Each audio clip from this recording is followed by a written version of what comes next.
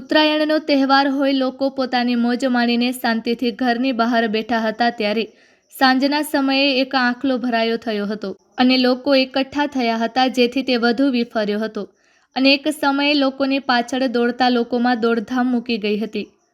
ઊભેલા લોકોની સામે જોઈને સિકોટા મારતો હતો અને પગથી ધૂળ ઉડાડતો હતો, પરંતુ ત્યાંથી પસાર થતા બાઇકો કે કારને કોઈ નુકસાન પહોંચાડતો ન હતો. જ્યારે કોઈ માણસ પાછળના ભાગે આવે તો તુરંત જ પાછળ ફરીને જોવા લાગતો અને લોકો ત્યાંથી ભાગવા લાગતા.